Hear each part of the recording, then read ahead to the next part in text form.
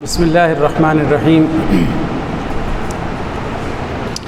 Dear students, آج ہمارا lecture کا ٹاپک ہے اسلامی تہذیب و تمدن کی خصوصیات.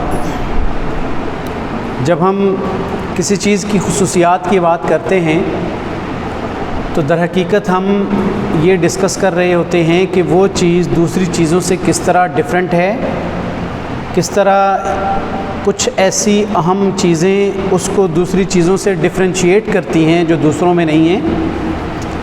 تو جب ہم اسلامی تہذیب و تمدن کی خصوصیات بیان کریں گے تو ہم یہ بات واضح کریں گے کہ اسلامی معاشرہ جس کے اندر جس کی فکری اور مادی ترقی اور ارتقاء اس کے اندر کون سی ایسی خصوصیات ہیں جن کے ذریعے اس کی تطہیر اور اصلاح کی گئی، اس کو پیوریفائی کیا گیا اور وہ ایک عظیم تہذیب کی شکل میں دنیا کے سامنے نمودار ہوئی اور دنیا نے اس کو تسلیم کیا کہ یہ تہذیب باقی تہذیبوں سے بہرحال بہت اعلیٰ اور بڑی فائق ہے. سب سے پہلی چیز جو اسلامی تہذیب و تمدن کی خصوصیات میں ٹاپ آف لسٹ ہے وہ یہ ہے کہ اسلامی تہذیب ایک نظریاتی تہذیب ہے. اس کے اندر فیتھ کو بنیادی حیثیت حاصل ہے.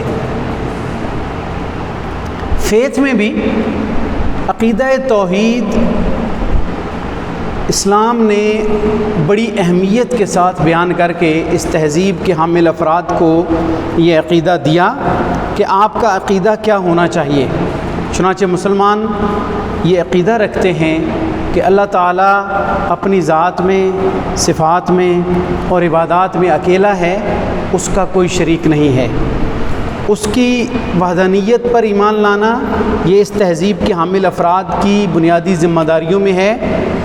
اس پہ اس عقیدے کے مطابق اس کے تقاضوں کو پورا کرنا یہ بھی اس عقیدے کے حامل، اس تہذیب کے حامل افراد کی ذمہ داری ہے.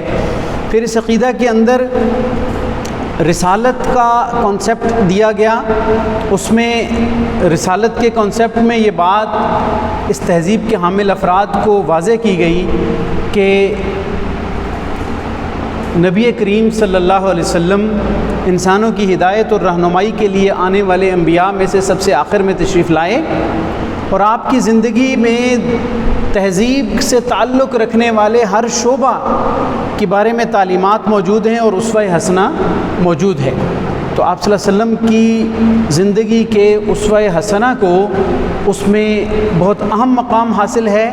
اس تہذیب کے ماننے والے مسلمان آپ صلی اللہ علیہ وسلم کی زندگی کو اپنے لیے رول ماڈل بنا کے اس تہذیب کو دن بدن پیوریفائی اس کے ذریعے کرتے رہتے ہیں اور یہ تہذیب کے حامل افراد آپ صلی اللہ علیہ وسلم کی زندگی سے رہنمائی لیتے رہتے ہیں.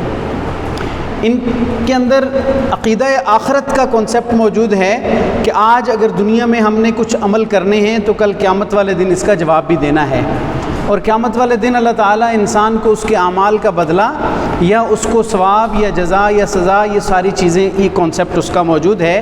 تو ان شارٹ یہ کہ یہ ایک نظریاتی تہذیب ہے. اس میں انسان کے نظریہ کو، فیتھ کو، عقیدہ کو بڑی اہمیت کے ساتھ شامل کیا اور بیان کیا اور یہ بنیادی چیزیں قرار دیں ایک مسلمان کے عقیدہ میں کہ اگر یہ اس کو پختہ ہوں گی تو وہ ایک اچھا مسلمان ہوگا، ایک اچھی تہذیب کا حامل فرد اور یونٹ بنے گا اور وہ ایک اچھا کردار ادا کر سکے گا معاشرے کو بہتر کرنے میں. تو اسلامی تہذیب کی یہ خصوصیت ہے کہ لوگوں کے نظریہ اور اس کی جو فیتھ ہے، اس کی جو تھاٹ ہے، اس کو صحیح ڈائریکشن دی اور پراپر طریقے سے اس کو آگے لے کر چلا اسلامی تہذیب. دوسری بات کہ انسانی عظمت اور مساوات اس کی امتیازی خصوصیات میں سے ہے. اسلام میں انسان کو یہ بیان کیا، اسلامی تہذیب میں انسان کو مرکزی کردار عطا کیا گیا. اسلامی تہذیب کے حامل افراد کی جو آسمانی کتاب ہے قرآن مجید، اس کے اندر یہ واضح طور پر موجود ہے وَلَقَدْ كَرَّمْنَا بَنِي آدم، ہم نے بنی آدم کو عزت بخشی ہے۔ قرآن مجید میں اور جگہ پہ آتا ہے لَقَدْ خَلَقْنَا الْإِنسَانَ فِي أَحْسَنِ تَقْوِيمٍ، انسان کو بہترین انداز سے پیدا کیا گیا ہے۔ انسان کو اشرف المخلوقات ہونا، انسان کی عظمت اور انسان کی تکریم اور عزت، اس کو ملحوظ رکھا گیا پوری اسلامی تہذیب کی تعلیمات کے اندر۔ اور اس کے بعد یہ میسج دیا کہ بحیثیت انسان تمام لوگ برابر ہیں، کسی گورے کو کالے پہ، کالے کو گورے پہ، عربی کو عجمی پہ، امیر کو غریب پہ کوئی فضیلت حاصل نہیں ہے۔ آپ صلی اللہ علیہ وسلم نے فرمایا کہ فضیلت کا معیار تقوی ہے، ان اکرمکم عند اللہ اتقاکم۔ قرآن مجید میں بھی یہ ارشاد ہوا، آپ صلی اللہ علیہ وسلم نے بھی اپنے آخری حج کے خطبہ میں یہ بات ارشاد فرمائی کہ بے شک عزت والا وہ ہے تم میں سے جو متقی اور پرہیزگار ہے۔ انسان بحیثیت انسان سب برابر ہیں۔ گویا کہ اسلامی تہذیب نے ذات پات کا نظام، سپیریئرٹی اور انفیریئرٹی کو ختم کیا اور تمام انسانوں کو بحیثیت انسان ایک سٹیٹس دیا کہ اب اگر سٹیٹس اللہ کے نزدیک زیادہ کرنا ہے تو پھر اللہ کی بندگی میں اپنے آپ کو اتنا آگے لے کے چلے جاؤ، اچھے اعمال کے اندر اپنے آپ کو آگے لے کے چلے جاؤ تو اللہ کے ہاں عزت تمہاری بڑھ جائے گی۔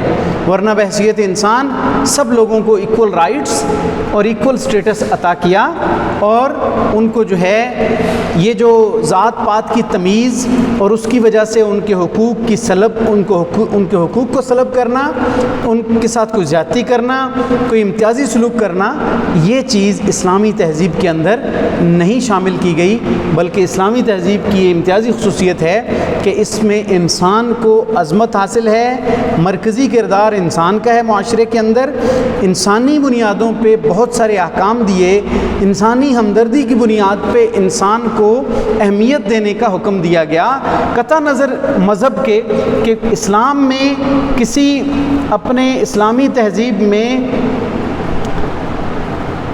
اس معاشرے میں رہنے والے لوگوں میں ایون دین اور مذہب کی بھی قید نہیں لگائی کہ حقوق عطا کرنے میں مسلمانوں کو تو دے دو اور کافروں کو محروم کر دو، بلکہ اکثر حقوق ایسے ہیں جو سب کے لیے قرار دیے گئے کہ یہ سب کے لیے اس کا ایکول رائٹ ہے، جو کسی بھی مذہب کا حامل ہے وہ انسان ہے تو انسانی بنیادوں پہ اس کے ساتھ یہ سلوک کیا جائے گا۔ اس کے بعد ایک اہم چیز جو سمجھنے والی ہے وہ یہ ہے کہ اسلامی تہذیب و تمدن میں یہ عالمگیر اخوت بڑے اہم لیول پہ اس کو رکھا گیا اور پوری دنیا کے انسانوں کو ایک اخوت کے درجے میں جوڑا۔ امت پوری کی پوری دو حصوں میں تقسیم ہے، پوری انسانیت کو آپ صلی اللہ علیہ وسلم کی امت قرار دیا۔ جن لوگوں نے اسلام قبول نہیں کیا وہ امت دعوت میں سب لوگ شامل ہیں آپ صلی اللہ علیہ وسلم کی امت میں، اور جنہوں نے قبول کر لیا وہ امت اجابت کہلائے، اور ایک لحاظ سے سب کو اخوت کے ایک درجے میں رکھا کہ آدم علیہ السلام کی اولاد ہونے کے اعتبار سے تمام انسانوں کو آدم کی اولاد قرار دیا، یعنی آدم کے بیٹے ہیں تو سب آپس میں بھائی بھائی ہیں۔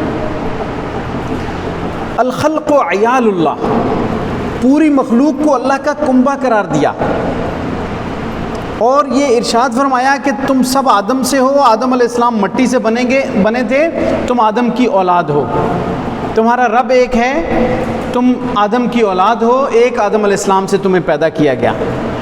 اس سے آگے بڑھ کر عالمگیر اخوت کے اندر اسلامی مزاج رکھنے والے لوگ مسلمانوں کو آپس میں اخوت کا ایک الگ درس دیا کہ تمام مسلمان آپس میں بھائی بھائی ہیں، المسلم اخو المسلم، انما المؤمنون اخوۃ، اور مواخات مدینہ کا پریکٹیکل اگزامپل سامنے رکھی کہ مہاجرین کو انصار کا بھائی بھائی بنا کے ایک رول ماڈل پیش کر دیا کہ مسلمانوں نے آپس میں اس طرح رہنا ہے۔ کثیر احکام ایسے اس تہذیب کے اندر موجود ہیں کہ آپس میں اخوت کے ساتھ رہو۔ گویا ایک مسلمانوں کی اخوت وہ اس کے اندر پیش کی گئی، اور ایک عالمگیر اخوت پیش کی گئی کہ تمام دنیا کے لوگ ایک کمیونٹی ہیں، اگر وہ ان اللہ تعالیٰ کے احکام کو مان لیتے ہیں تو اور زیادہ ان کے اندر آپس میں اخوت کا جذبہ وہ اور زیادہ اسٹرانگ ہو جائے گا اور آگے بڑھ جائے گا۔ پوری انسانیت کو اللہ تعالیٰ نے اخوت کے ایک، اسی لیے آپ صلی اللہ علیہ وسلم جب تشریف لائے تو آپ نے آ کر لوگوں کو یہ درس دیا کہ یا ایھا الناس انی رسول اللہ الیکم جمیعا، میں تم سب کی طرف اللہ کا رسول بنا کر بھیجا گیا ہوں، تمام انسانوں کو مخاطب کر کے آپ نے فرمایا۔ تو گویا یہ ایک اخوت کا، عالمگیر اخوت کی حامل تہذیب ہے، جس کے اندر ڈسکریمنیشن کسی مذہب کی وجہ سے، کسی قوم اور قبیلے کی وجہ سے نہیں ہے، بلکہ ایک عالمگیر کمیونٹی اور یونیورسل ایک جو ہے وہ کمیونٹی کو ڈیولپ کیا اسلامی تہذیب نے۔ اس کے بعد اسلامی تہذیب کے اندر اس کی امتیازی خصوصیت یہ ہے کہ اس تہذیب کے ماننے والے اور اس کے اندر رہنے والوں کو اخلاقی اقدار کا پورا ایک نظام عطا کیا گیا، اخلاقیات کا ایک پورا سسٹم دیا گیا اسلامی تہذیب میں۔ مسلمانوں کے اندر یہ نبی پاک صلی اللہ علیہ وسلم کا چونکہ اپنا سٹیٹس یہ تھا کہ اللہ تعالیٰ نے آپ کو یہ سرٹیفکیٹ قرآن میں عطا فرمایا، انک لعلی خلق عظیم، اے نبی صلی اللہ علیہ وسلم آپ اعلیٰ ترین اخلاق پر فائز ہیں، آپ کے اخلاق خلق عظیم ہیں۔ اور اپنے بارے میں خود آپ صلی اللہ علیہ وسلم نے ارشاد فرمایا کہ انما بعثت لاتمم مکارم الاخلاق، مجھے اس لیے بھیجا گیا ہے کہ میں اچھے اخلاق کی تکمیل کروں، میں اچھے اخلاق کو کمپلیٹ کروں اور اچھے اخلاق کو مکمل کر کے لوگوں تک پہنچاؤں۔ لہٰذا آپ صلی اللہ علیہ وسلم نے اچھے اخلاق کے حوالے سے ایک پورا نظام دیا کہ یہ اخلاق حسنہ ہیں، یہ اخلاق سیئہ ہیں، یہ اچھے اخلاق ہیں، یہ برے اخلاق ہیں۔ اچھے اخلاق کو اور عادات کو اڈاپٹ کرنے کا حکم دیا اور برے اخلاق سے بچنے کی تلقین فرمائی۔ اچھے اخلاق میں سچ بولنا، دیانتداری، انصاف، مساوات، آپ کا جو ہے وہ دیانت، امانت، یہ ساری چیزیں اچھے اخلاق میں قرار دے دی گئی۔ جھوٹ بولنا، بددیانتی، غیبت، چغلی، اسی طریقے سے جو دھوکہ ہے، یہ فریب ہے، یہ ساری چیزیں بددیانتی کے اندر اور برے اخلاق میں قرار دی گئی۔ ایک کی فضیلت بیان کی گئی اچھے اخلاق کی، برے اخلاق کی مذمت فرمائی، تاکہ لوگ اچھے اخلاق کو اڈاپٹ کریں اور معاشرہ ایک بہترین معاشرہ قرار دیا جا سکے، ایک بہترین معاشرہ کی شکل وجود میں آ سکے۔ تو اسلام نے اپنے ماننے والوں کو اور اپنی تہذیب کے حامل افراد کو ایک بہترین نظام عطا فرمایا اخلاق کا۔ قرآن مجید میں اخلاقیات کے حوالے سے بے شمار آیات، احادیث مبارکہ میں پورے باب ہیں جس میں اخلاقیات کی تعلیم دی گئی ہے۔ تو یہ اسلامی تہذیب کا ترہ امتیاز ہے کہ اپنے ماننے والوں کو ایک ایسا وے آف لیونگ دیتا ہے کہ جو اچھے اخلاق کے ساتھ، اچھے برتاؤ کے ساتھ معاشرے کے اندر رہن سہن میں معاون ہو اور رول ماڈل کی شکل اختیار کر جائے۔ لوگ اس کو اڈاپٹ کریں گے تو معاشرہ ایک بہترین معاشرہ بن سکتا ہے۔ اسلامی تہذیب کے حامل افراد وہ اخلاقی اقدار میں بہت اعلیٰ لیول پہ فائز ہیں۔ ایک امتیازی خصوصیت جو اسلامی معاشرے کی ہے وہ عدل اجتماعی ہے، یعنی زندگی کے ہر شعبہ کے بارے میں، ہر فیلڈ میں اسلامی تہذیب عدل کا حکم دیتی ہے۔ ہر فیلڈ سے کیا مراد ہوگا؟ خود عدالتی نظام ہے تو اس میں بھی عدل کا حکم دیتے ہیں، قانونی اعتبار سے، قانونی حقوق کے اعتبار سے عدل میں سب برابر ہیں، ہر ایک کو عدل ملنا چاہیے۔ قرآن نے عدل اختیار کرنے کا حکم اس طرح ارشاد فرمایا کہ اگر کوئی دشمن بھی ہے نا تو اس کے حق میں بھی عدل سے انحراف نہ کرو۔ وَلَا يَجْرِمَنَّكُمْ شَنَآنُ قَوْمٍ عَلَىٰ أَلَّا تَعْدِلُوا، تمہیں کسی قوم کی دشمنی اس بات پہ مجبور نہ کرے کہ تم عدل نہ کرو۔ اعدلوا هو اقرب للتقوی، تم عدل کرو، یہ تقوی کے زیادہ قریب ہے۔ قرآن حکم دیتا ہے، اللہ تعالیٰ اپنی ذات کے ساتھ اس حکم کو ڈائریکٹلی منسوب کر کے ارشاد فرمایا ان اللہ یأمر بالعدل والاحسان، اللہ تعالیٰ عدل اور احسان کا حکم دیتا ہے۔ تو اب ہر شعبہ زندگی میں عدل کی ضرورت ہے۔ معاشرتی زندگی ہے، معاشرے کے اندر آپ رہ رہے ہیں تو معاشرے کے اندر ہر شعبے میں عدل کرنا ہوگا۔ خاندانی زندگی ہے، عائلی زندگی ہے تو اس میں عدل کا حکم ہے۔ اولاد کے اندر عدل، ازواج کے اندر عدل، یہ ساری عدل کی مختلف صورتیں ہیں جو کہ اسلامی تہذیب اپنے ماننے والوں کو، اپنے اختیار کرنے والوں کو تلقین کرتی ہے کہ آپ عدل کا مظاہرہ کریں۔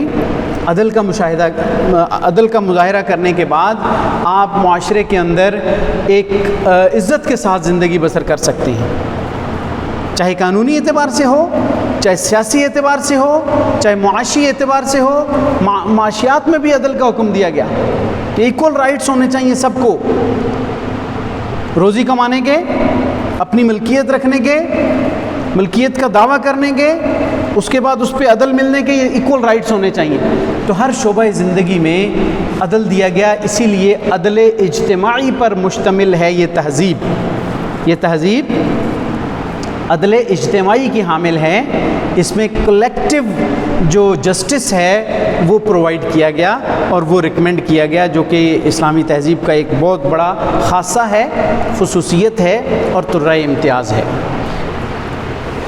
ایک خصوصیت جو اسلامی تہذیب کی آپ بیان کر سکتے ہیں، آپ سمجھ سکتے ہیں، آپ اس کو امپروو کر سکتے ہیں، وہ ہے انسانی حقوق کی علمبردار تہذیب ہے۔ ایسے ہوتا ہے کہ دنیا کے اندر جو انسانی حقوق پہ بڑی بات چلتی ہے، آج کل ہیومن رائٹس پہ بڑے بڑے ادارے وجود میں آ گئے، یونائٹڈ نیشنز کے اندر ہیومن رائٹس پہ بہت زیادہ ڈیبیٹ، قانون سازی اور بڑے پروگرام دیے جاتے ہیں، لیکن اسلامی تعلیمات میں ہیومن رائٹس کو ٹاپ پرائیورٹی پہ رکھا گیا۔ آپ صلی اللہ علیہ وسلم کا جو خطبہ ہے آخری حج کا، جس کو خطبہ حجۃ الوداع کہا جاتا ہے، وہ انسانی حقوق کا گویا کہ ایک چارٹر تھا۔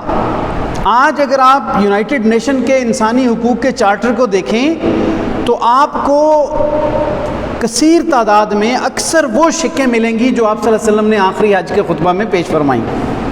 دنیا اپنے پریکٹس سے ہو کے اور تجربات سے ہو کے اس نتیجے پہ پہنچی ہے کہ انسانی حقوق معاشرے کی بقا کے لیے بہت ضروری ہیں، اور وہ انسانی حقوق جو رسول اللہ صلی اللہ علیہ وسلم نے اپنے خطبات میں اور اپنے ارشادات میں پیش فرمائے، آج دنیا ان کو ایڈاپٹ کرنے پہ مجبور ہوئی ہے کہ ہم اس طرح انسانی حقوق دیں گے تو معاشرہ سروائیو کر سکتا ہے۔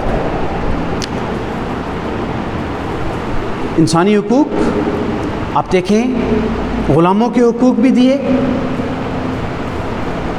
آپ صلی اللہ علیہ وسلم کے آخری دنوں میں، جو آخری اوقات میں آپ کی تعلیمات تھیں، آپ نے غلاموں اور عورتوں کے بارے میں خصوصی طور پہ تاکید کی کہ ان کے حقوق کا خیال رکھیں۔ عورتوں کو حقوق دیے گئے، بچوں کو حقوق دیے گئے، مزدوروں کو حقوق دیے گئے۔ مزدوروں کے مزدوری میں زیادتی کرنا، ان کو ان کی اجرت نہ دینا، اس پہ ایڈریس کیا گیا۔ مزدور کو مزدور کی اجرت جو ہے وہ پسینہ خشک ہونے سے پہلے دینے کا حکم دیا۔ ان کے اوپر زیادہ بوجھ نہ لادنا، رمضان میں خصوصی طور پہ ان پہ کام کا لوڈ اور بھی کم کر دینا۔ اسی طریقے سے جو مریض ہیں ان کے حقوق کو ذکر کیا، جو کاروبار کرنے والے لوگ ہیں ان کا حکم جو ہے دیا کہ بھی ان کے حقوق کو پورا کرو۔ مردوں کے حقوق ہیں، خامد کے حقوق ہیں، میاں بیوی کے حقوق ہیں، گویا حقوق و فرائض کی ایک پوری لسٹ دی۔ یہ ہیومن رائٹس ہیں جو بیان کیے گئے۔ وہ مجبور طبقے جن کو قبل از اسلام اہمیت نہیں دی جاتی تھی، عورتوں کو ظلم و ستم کا نشانہ بنایا جاتا تھا، سب سے زیادہ ویمن رائٹس جو دیے ہیں وہ اسلام نے دیے ہیں عورتوں کو۔ اس سے پہلے کا سٹیٹس دیکھیں، دیگر مذاہب میں آپ تعلیمات دیکھیں تو پتہ چلتا ہے کہ ہیومن رائٹس کے اندر سب سے زیادہ جو حقوق پامال کیے جا رہے تھے وہ عورتوں کے حقوق تھے جو پامال کیے جا رہے تھے۔ آپ صلی اللہ علیہ وسلم نے اس چیز کو خصوصیت کے ساتھ ایڈریس کیا۔ تو گویا انسانی حقوق کی علمبردار تحریک اور تہذیب ہے اسلامی تہذیب۔ جس انداز سے اسلام نے ایڈریس کیا، اسلامی معاشرے کے اندر ایڈریس کیا جاتا ہے، غیر مسلموں اور اقلیتوں کے حقوق بیان کیے گئے۔ ہیومن رائٹس کا کون سا ایسا شعبہ ہے جس کو اسلام نے ایڈریس نہیں کیا؟ اتنی مائنیوٹ لیول پہ باریکی کے ساتھ ان کو بیان کیا گیا کہ جب آپ فقہی کتب کے اندر پڑھتے ہیں، احادیث کے اندر تفصیل پڑھتے ہیں، تو انسان حیران ہو جاتا ہے کہ کتنی اہمیت کے ساتھ اسلامی تعلیمات میں اس کو پیش کیا گیا ہے۔ اور مسلمان جو اسلامی تعلیمات کو ماننے والے ہیں وہ ان اسلامی تعلیمات کی روشنی میں ان انسانی حقوق کو ڈیلیور کرنے میں اس کے پابند ہوتے ہیں، اور اس تہذیب کا ہر آدمی اس کا رسپانسیبل ہے کہ وہ ان ہیومن رائٹس کا جو ہے وہ پہنچانا یقینی بنائے۔ ایک اس تہذیب کی جو امتیازی خصوصیت ہے وہ ہے رواداری۔ دیکھیں، اسلام کے اندر جبر نہیں ہے، کسی کو زبردستی دین میں شامل کرنا، اسلام قبول کروانا کہیں بھی ریکمینڈڈ نہیں ہے۔ قرآن میں واضح طور پہ آتا ہے لا اکراہ فی الدین، دین میں کوئی جبر نہیں ہے، ہر آدمی آزاد ہے، جس دین کو مرضی ہے وہ قبول کرے۔ جہاں بھی اسلام گیا، مسلمانوں کی فوجیں گئیں، زبردستی کسی کو دین میں داخل نہیں کیا، البتہ انہیں آفر ضرور کیا کہ اگر تو اسلام قبول کرنا ہے تو ویلکم، اگر آپ اپنے دین پہ رہنا چاہتے ہو تو پھر ہم آپ کی پروٹیکشن کریں گے، ہم آپ کا تحفظ کریں گے، آپ جزیہ دے دو، یعنی ٹیکسز کی ایک شکل کہ ہم آپ کی پروٹیکشن کریں گے، آپ پہ جو ایکسپینڈیچرز آئیں گے، آپ پہ جو سروس ہوگی، آپ کی جو پروٹیکشن کی جائے گی، اس کے چارجز دو اور آپ آرام سکون سے رہو۔ ان کو ذمہ کہا جاتا ہے، ان کے حقوق ہیں، باقاعدہ پورے رائٹس ان کو مینشن کیے گئے۔ تو زبردستی دین میں داخل نہیں کیا گیا، کسی پہ جبر نہیں ہے۔ اسلام رواداری کا دین ہے، لا اکراہ فی الدین، دین میں کوئی جبر نہیں۔ قد تبین الرشد من الغی، جو ہدایت ہے وہ سرکشی سے ڈفرینشیٹ ہو چکی ہے، پتہ چل چکا ہے، حق آ گیا ہے۔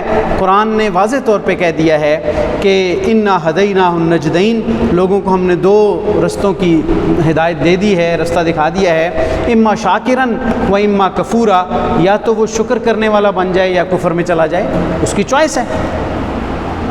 تو اسلام رواداری کا دین ہے۔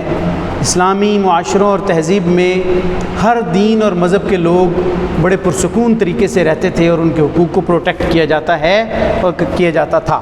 اگر کوئی ایسا واقعہ رونما ہوتا ہے تو وہ اسلام کی نمائندگی نہیں ہوتی، وہ کچھ کم فہم لوگوں کی اپنی نالائکی ہوتی ہے کہ وہ اسلامی تعلیمات پہ عمل نہ کر سکے اور اس کے اپوزٹ کہیں کوئی واقعہ رونما ہو گیا۔ یہ مسلمانوں کے ساتھ بھی ہو جاتا ہے اور غیر مسلموں کے ساتھ، مسلمانوں کی طرف سے بھی کہیں واقعہ ہو جاتا ہے۔ وہاں شعور بیدار کرنے کی ضرورت ہے، لوگوں کو اسلامی تعلیمات کی آگاہی دینے کی ضرورت ہے۔ اس کے بعد ایک اور چیز جو اسلامی تہذیب میں مسلمان جو اسلامی تہذیب کو ماننے والا ہے اس کو ریکمینڈ کی جاتی ہے، وہ ہے اعتدال اور توازن۔ اعتدال اور توازن یہ ہے کہ اسلام افراط اور تفریط سے بالا تر ہو کے معاشرے کے لوگوں کو تربیت دیتا ہے۔ ایسا نہیں ہے کہ ایکسٹریمزم پہ لے جائے، کسی چیز میں افراط کے اندر چلا جائے یا حد سے نیچے چلا جائے، تفریط میں چلا جائے، ایسا نہیں ہے۔ وَكَذَلِكَ جَعَلْنَاكُمْ أُمَّةً وَسَطًا کا لفظ ارشاد فرمایا کہ تمہیں امت وسط بنایا ہے۔ امت وسط اعتدال پہ رہتی ہے۔ دیکھیں، آپ صلی اللہ علیہ وسلم نے اپنی ذات کے بارے میں فرمایا کہ میری ذات کے بارے میں بھی حد سے نہ بڑھنا، مجھے اس طرح حد سے نہ بڑھا دینا جیسے عیسائیوں نے عیسیٰ ابن مریم کو بڑھا دیا تھا، انہیں خدائی درجے پہ فائز کر دیا۔ یہ آپ نے اپنی ذات کے بارے میں ارشاد فرمایا۔ معاشرے کے اندر معیشت کے اعتبار سے لوگوں کو فرمایا ما عال من اقتصد، جس نے میانہ روی اختیار کی وہ کبھی تنگ دست نہیں ہوتا، اعتدال کے ساتھ۔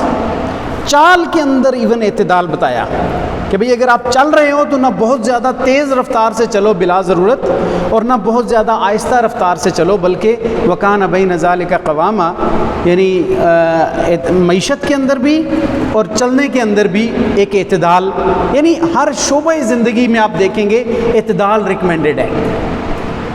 یعنی توازن، ہر چیز کو، ہر ایک کو اس کا حق دے دو۔ ماں باپ کے حقوق الگ سے بیان ہیں، بیوی بچوں کے حقوق الگ سے بیان ہیں، ان دونوں چیزوں میں اعتدال اور توازن قائم کرنا یہ انسان کو ریکمینڈ کیا گیا کہ بھئی تمہاری ذمہ داری اس کے اندر عدل قائم کرنا ہے، اعتدال قائم کرنا ہے۔ تو میانہ روی چاہے معیشت کے اندر ہو، انسان کے لیے کامیابی کا باعث ہوتی ہے، چاہے وہ اس کے بیہیویئر کے اندر ہو وہ کامیابی کا باعث ہوتی ہے، اس کی ہیبٹس کے اندر ہو وہ کامیابی کا باعث ہوتی ہے۔ کسی چیز میں ایکسٹریمزم اور بہت زیادہ ریجڈیٹی یہ دکھانے کی اسلام نے اجازت نہیں دی، بہت زیادہ تکلف سے بچنے کا حکم دیا۔ ایون دینی اعتبار سے اپنے آپ کو پیش کرنے میں بھی، دین کے امور بجا لانے میں بھی تکلف سے اجتناب کا حکم دیا کہ دین کے امور بجا لاؤ، لیکن بہت زیادہ ہوا نہ بنا لو، ایک بہت زیادہ تکلف والا ماحول نہ بناؤ، بلکہ نیچرل ماحول کے اندر جو عبادات ہیں ان کو بجا لاؤ، اپنی عادات ہیں، اپنے بیہیویئرز ہیں، اپنا جو کیریکٹر ہے اس کے اندر آپ اعتدال اور توازن کو ہمیشہ ملحوظ رکھو۔ اس کے بعد ایک پوائنٹ ہے جو آپ اس کو سمجھنے کی کوشش کریں کہ اس کے اندر تصور مسئولیت ہے کہ ہر آدمی جواب دہ ہے، آنسریبل، ہر آدمی آنسریبل ہے اللہ تعالیٰ کے سامنے۔ حدیث میں آتا ہے کلکم مسئول عن رعیتہ، یعنی کلکم راع وکلکم مسئول عن رعیتہ، تم میں سے ہر ایک نگہبان ہے اور ہر ایک سے اس کی رعیت کے بارے میں، اس کے ماتحت عملہ کے بارے میں، اس کے سب آرڈینیٹ کے بارے میں پوچھا جائے گا۔ اور خاوند اپنے شوہر کے حوالے سے رسپانسیبل ہے، شوہر اپنے خاوند اپنی بیوی کے حوالے سے رسپانسیبل ہے، اور بیوی اپنے خاوند کے حوالے سے رسپانسیبل ہے کہ وہ جواب دہی ہوگی۔ باپ اپنی اولاد کے بارے میں رسپانسیبل ہے، اس کے بارے میں پوچھا جائے گا کہ تم نے اپنی اولاد کو اچھی تربیت دی ہے کہ نہیں دی۔ ہر چیز، استاد سے شاگرد کے بارے میں پوچھا جائے گا کہ اچھی تربیت دی کہ نہیں دی۔ مثال کے طور پہ چند چیزوں کو بیان کر دیا حدیث کے اندر، لیکن اس سے پہلے یہ بیان کیا کلکم راعن، تم میں سے ہر ایک نگہبان ہے، رسپانسیبل ہے، چیک کرنے والا ہے، کنٹرولر ہے، آبزرور ہے، اور ہر ایک سے اس کے بارے میں آنسر ہوگا، پوچھا جائے گا کہ آپ نے اس کے ساتھ کیا سلوک کیا۔ حاکم اپنے ماتحت کے بارے میں، اپنی رعایا کے بارے میں جواب دہ ہے۔ تو یہ جو تصور مسئولیت ہے یہ انسان کے اندر ریسپانسبلٹی لیول ڈیولپ کرتا ہے۔ اسلامی تہذیب کو ماننے والا ہر آدمی، ہر شخص اگر اس تصور کے ساتھ وہ زندگی بسر کرتا ہے تو وہ اس تہذیب کے اندر، اس معاشرے کے اندر ایک انتہائی ریسپانسیبل سٹیزن بن کے رہے گا۔ اس کو پتہ ہے کہ مجھ سے میری ذمہ داریوں کے بارے میں پوچھا جائے گا، میں جواب دہ ہوں گا، میں نے اس کے بارے میں مجھ سے سوال کیا جائے گا اور مجھے اس کا جواب دینا ہے۔ وہ اپنی رسپانسبلٹیز پوری کرے گا، اپنی ڈیوٹیز پوری کرے گا، اپنی ذمہ داریوں کو پورا کرے گا۔ تو یہ اسلامی تہذیب کی خصوصیت ہے کہ اس کے اندر تصور مسئولیت بڑی اہمیت کے ساتھ شامل کیا گیا ہے۔ اس کے بعد ایک چیز ہے عملی تہذیب ہے۔ یہ صرف خیالی باتوں پہ یقین رکھنے والی تہذیب نہیں ہے، اس میں عمل کرنا لازم قرار دیا گیا۔ ہر آدمی کو پریکٹیکل اور پریکٹس پہ لگا دیا۔ ایسا نہیں ہے کہ کوئی آدمی عمل نہیں کرے گا اور وہ شارٹ کٹ جنت میں داخل ہو جائے گا۔ ہمارے یہاں آج کل بنا لیا گیا کہ فلاں دروازے سے گزر جاؤ تو جنت میں داخل ہو جاؤ گے، 2 نفل پڑھ لو گے تو پوری زندگی کی، یہ مس کانسیپٹ ہیں سارے۔ صحابہ کرام نے اپنی زندگیاں قربان کی، جنگیں لڑی، شہادتیں قبول کی اور اپنی زندگیوں کو لگا دیا اس پہ، تب جا کے وہ جنت حاصل کرنے کے لیے وہ پر امید ہوئے، اور ان کو جو ہے وہ اللہ تعالیٰ نے سرٹیفکیٹ عطا فرمائے جنت کے، اور جنت کی بشارتیں عطا فرمائیں۔ آج ہم سمجھتے ہیں کہ بغیر مشقت کے جنت کے حقدار بن جائیں گے، ایسا نہیں ہے، بلکہ پریکٹیکلی عمل سے زندگی بنتی ہے جنت بھی جہنم بھی۔ یہ خاکی اپنی فطرت میں نہ نوری ہے نہ ناری۔ بے عمل دل ہو تو جذبات سے کیا ہوتا ہے، دھرتی بنجر ہو تو برسات سے کیا ہوتا ہے عمل لازمی تکمیل تمنا کے لیے، ورنہ رنگین خیالات سے کیا ہوتا ہے۔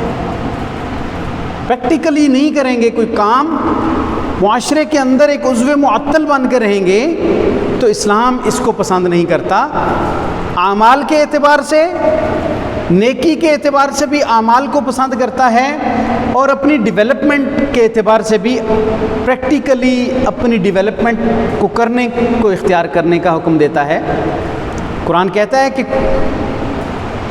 ان اللہ لا یغیر ما بقوم حتی یغیروا ما بانفسہم، کہ خدا نے آج تک اس قوم کی حالت نہیں بدلی نہ ہو جس کو خیال آپ اپنی حالت کے بدلنے کا۔ پریکٹیکلی کام کریں گے تو ترقی ہوگی۔ یہ نہیں ہے کہ مسلمان صرف اعمال کی بنیاد پہ کہ جی یہ پل بن جائے بن گیا، پل میں سمٹ میں ریت میں سمٹ ڈالا ہی نہیں اور پل کھڑا رہے گا کیونکہ مسلمان نے بنایا ہے اور انگریز نے بڑا اسٹرانگ پل بنایا تھا اور غیر مسلم ہے لہذا گر جائے گا۔ نہیں، 100 سال ہو گئے ان کی چیزیں قائم ہیں اور ہماری بددیانتی سے بنی ہوئی چیزیں جلدی گر جاتی ہیں۔ تو یہ پریکٹیکل ہے، چاہے سائنس اور ٹیکنالوجی میں آپ عملی مظاہرہ کریں گے تو آگے بڑھیں گے، اعمال میں عملی مظاہرہ کریں گے تو آگے جنت کی امید رکھی جا سکتی ہے، عقائد میں پریکٹیکلی آپ اپنے آپ کو بہتر رکھیں گے تو آگے جایا جا سکتا ہے۔ یہ پریکٹس کا دین ہے، صرف تخیلات کی بنیاد پہ آگے جانا کامیابی کو ریکمینڈ نہیں کرتا، بلکہ ہر آدمی کو اس کی رسپانسبلٹیز پہ لگا کے عمل پہ ابھارتا ہے اور عمل پہ قائل کرتا ہے۔ اور لاسٹ ون یہ ہے کہ یہ خیر خواہی پر مبنی تہذیب ہے۔ اس تہذیب میں ایسا نہیں ہے کہ ہر آدمی سیلفش ہو، اپنے بارے میں سوچے، کسی دوسرے کے بارے میں نہ سوچے، بلکہ دین، فرمایا الدین والنصیحہ، دین خیر خواہی کا نام ہے، دین پورے کا پورا ہے ہی خیر خواہی۔ اسلامی تہذیب کے حامل افراد صرف اپنی فکر نہیں کرتے بلکہ خیر خواہی پر مبنی جذبات رکھتے ہیں، دوسروں کے لیے اچھا سوچتے ہیں اور دوسروں کے لیے اچھا سوچنے میں ان کی ذمہ داری لگائی گئی ہے کہ وہ جس بات کو خود سمجھ جائیں گے، جس بات پہ خود ہوں گے، اس بات کو وہ لوگوں تک بھی پہنچائیں، جس کو امر بالمعروف اور نہی عن المنکر کہا جاتا ہے، کہ نیکیوں کا حکم دیں گے اور برائیوں سے روکیں گے۔ یہاں پہ کوئی ایسا بندہ نہیں ہے کہ کوئی بندہ ڈوب رہا ہے، کوئی بندہ غلط کر رہا ہے، کوئی بندہ برائی کر رہا ہے تو اس کو ایز اٹ از چھوڑ دیں، بلکہ ایسے کچھ طریقے بتائے گئے کہ ہر آدمی اپنی کیپیسٹی میں، اپنے اختیارات میں کس انداز سے کام کر سکتا ہے، کہ من رعا منکم منکرا فلیغیرہ بیدہ، جو کوئی تم میں سے کسی برائی کو دیکھے تو اسے چاہیے کہ اس برائی کو اپنے ہاتھ سے روک دے۔ فَإِن لَمْ يَسْتَطِعْ فَبِلِسَانِهِ، اگر اس کی طاقت نہیں رکھتا، یعنی ہاتھ سے روکنا تو حکمرانوں کی ذمہ داری ہو سکتی ہے یا کچھ ایسے لوگوں کی جو کسی پر کوئی اختیار رکھتے ہیں۔ ہر آدمی دوسرے کو ہاتھ سے روکے گا تو جھگڑے پیدا ہو جائیں گے۔ دوسرا آپشن دے دیا فَإِن لَمْ يَسْتَطِعْ فَبِلِسَانِهِ، اگر اس کی بھی طاقت نہیں رکھتا تو پھر اپنی زبان سے وہ روکے گا۔ فَإِن لَمْ يَسْتَطِعْ فَبِقَلْبِهِ، اگر اس کی بھی طاقت نہیں رکھتا کہ زبان سے میں روکوں گا تو جھگڑے پیدا ہو جائیں گے، کوئی مسائل ہو جائیں گے اور پرابلمز پیدا ہو جائیں گی، یا اتنی ہمت نہیں، جرت نہیں، یا حالات ایسے نہیں ہیں، فَبِقَلْبِهِ، تو پھر دل میں ضرور اس چیز کو برا سمجھے، وَذَلِكَ أَضْعَفُ الْإِيمَانِ، اور یہ ایمان کا سب سے کمزور درجہ ہے، اس سے نیچے ایمان نہیں ہے۔ گویا کہ اگر ہم برائی کو برائی سمجھنا بھی چھوڑ دیں گے تو اس کا مطلب ہے کہ ہمیں اپنے ایمان کی فکر کرنی چاہیے۔ تو ہمارا اسلامی معاشرہ، اسلامی تہذیب، اس کی ایک خصوصیت ہے کہ ہر آدمی دوسرے کے بارے میں بھی سوچتا ہے، اس کو اچھی بات کی تلقین کرتا ہے، بری بات سے روکتا ہے، اگر کوئی فالٹ ہوتا ہے تو اس سے منع کرتا ہے، اس کو وہ تنبیہ کرتا ہے کہ یہ چیز آپ کے لیے ٹھیک نہیں ہے، this is not right, this is wrong, this is right, یہ وہ تصور دیتا ہے اور اس خیر خواہی کے جذبے کو آگے پھیلاتا ہے۔ یہ اسلامی تہذیب ہے۔ بہت سارے اور بھی خصائص اور خصوصیات اور خوبیاں اس کی ڈسکس کی جا سکتی ہیں، لیکن جو ضروری پوائنٹس تھے وہ میں نے آپ کو واضح کر دیے ہیں۔ اللہ تعالیٰ ہمیں ان پہ عمل کرنے کی توفیق عطا فرمائے۔ Any question about my lecture?